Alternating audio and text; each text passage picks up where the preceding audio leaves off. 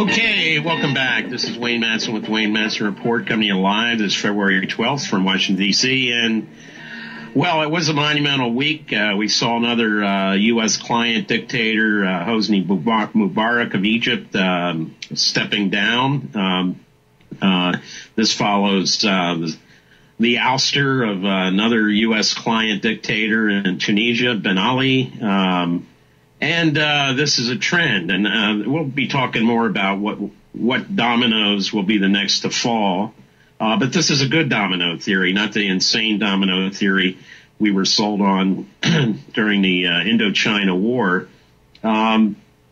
Hollywood and their friends and the media have always pictured Arabs as people who didn't seem to get it, couldn't be democratic.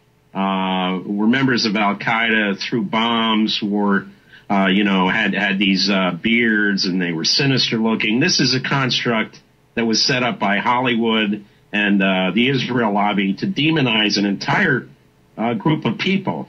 And it's been quite successful for them up until now, because what the people of Egypt and Tunisia have shown, that they get it just like the people in Greece and the UK who are fighting against the oligarchs there. They get it. The Arabs are no different than anyone else. They understand who the true enemies in this world are, who the people are who suppress mass movements, and they have shown what can happen in both Tunisia and Egypt, and it will happen elsewhere. I want to play this clip. This was a comment that I made this past week on RT. Television, and this was as events were unfolding. Mubarak said he was going to go, then he didn't go, then he left the next day.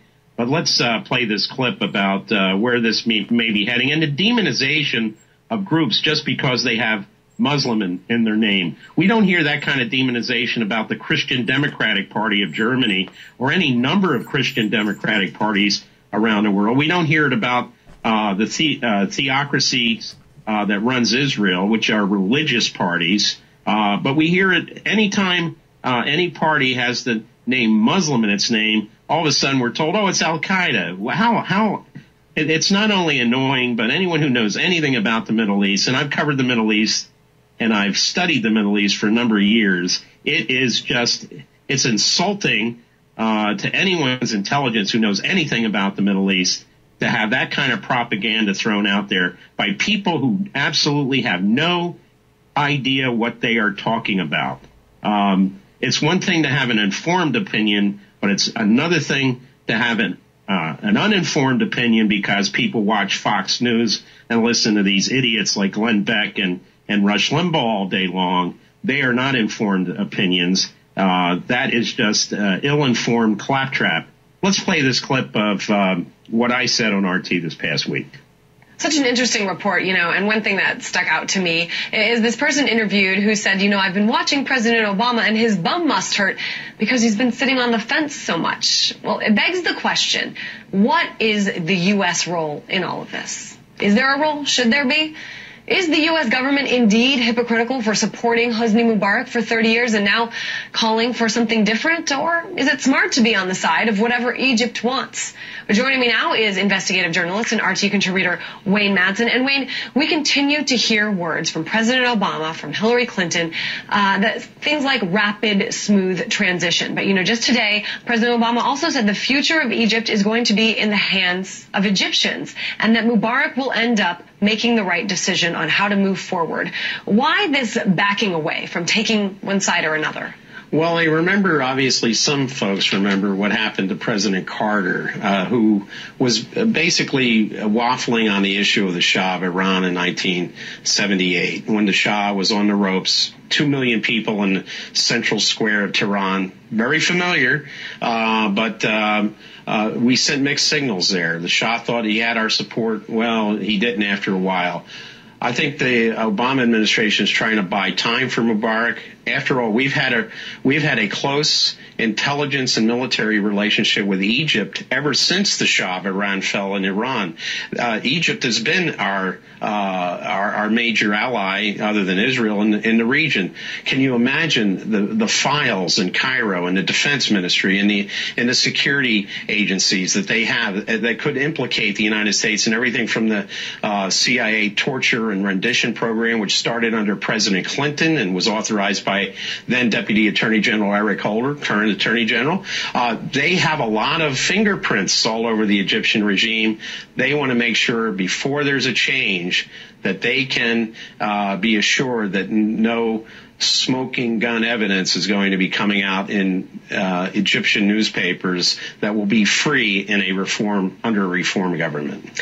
I want to talk now about the role of the Muslim Brotherhood. This is a group that we continue to hear more about as these protests continue. I was reading earlier some of the words of a Muslim Brotherhood supporter who said, quote, "Our instructions are not to assume a role that is too visible at the moment, and to get along with all other groups, including the leftists and liberals. We also refrain from making our typically Brotherhood chants, and when one of us does, we quickly shut him up." Any idea why this might be the case while they're really trying to lay low here? Absolutely. They saw how the Justice and Development Party, the AK party of Turkey under Prime Minister Erdogan, has been demonized by the neocons in this country. It's the Turkish government, which has an Islamic bent, not Islamist, but Islamic bent, has been demonized as, they're going to turn Turkey into another Iran. They don't want the same thing to happen in Egypt. So they're being very careful here, showing that, look, the Muslim Brotherhood does have democratic credentials. They do want to keep all the democratic institutions, but they don't want to give ammunition to the Fox Newses of the world and the John Boltons and all these other crazy right-wingers who will say, aha, you see, Obama has lost Egypt just like Carter lost Iran, and ushering in an Islamist theocratic government. That's why they're being very careful. I think they're being very smart. And they're not Islam. They're a moderate Muslim bent party. I mean, they tend in that direction. But the new the CIAda party in Tunisia used to be very radical, like the Muslim Brotherhood, but it isn't anymore. It's very much similar to the Turkish AK party. The question, of course, with them is even if they do have some sort of role in the future government of Egypt, is if they even have a plan or a system of governing. Speaking of the future, we've been talking a lot, sort of speculating about who will be the next leader. We've thrown out a lot of names, of course, al-Baradei, Mohammed Badia, Ayman al-Zawahiri. Another name today, just somebody who was kind of a big presence in Cairo today, and that's the Arab League chief Amr Moussa. I want to know if you think that this is another consideration that we should be looking to when we talk about the next leader of Egypt. Well, when you hear people like Moussa and you hear al-Baradei, obviously this is an interest in having a smooth, soft landing transition figure. Both these individuals, the Arab League Secretary General and the former director of the International Atomic Energy Agency, are well known internationally. They are international bureaucrats, civil servants. They represent that soft landing. Until there's free elections, these are transitional figures. Obviously, al-Baradei is the head of the National Association for Change, which includes all the parties, including the opposition parties that have been in the Egyptian parliament already. And some of the new faces, the April 6th movement, which was started on Facebook and represents more probably that Lotus Revolution, maybe ties to the United States and the Agency for International Development and the Soros people.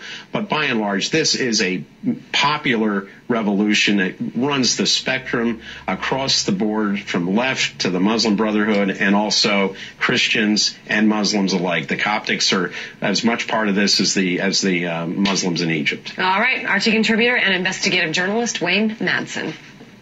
Okay. Well, but if you listen to Fox News now, all they're harping on is the Muslim Brotherhood, al-Qaeda. They're Johnny One-Notes. They don't know anything else because they have an agenda, and their agenda is to maintain this status quo around the world, this war against this phony al-Qaeda, which only exists in CIA databases. you have as much chance of encountering the Easter Bunny as you do a bona fide member of an organization like Al-Qaeda and all of its franchises that have opened up around the world, like Chick-fil-A franchises in this country. It's ludicrous. The Fox Newses of the world do not report news. They don't even report informed opinion.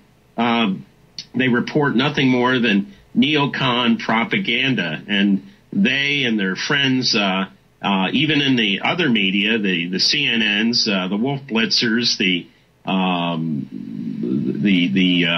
MSNBCs with all those pseudo-liberals there, pseudo-progressives, the Rachel Maddows of the world, and ABC, which is absolutely, that's one of the most horrendous of the networks, NBC, of course, and CBS, all owned by an elite group of corporations that have their own agendas.